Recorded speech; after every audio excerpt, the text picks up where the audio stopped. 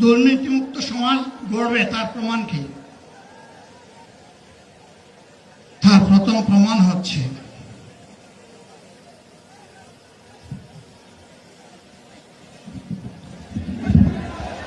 ওম শম্ভবে মনঃসং ভবিষ্যতি ওম শান্তি ওম শান্তি ওম শান্তি।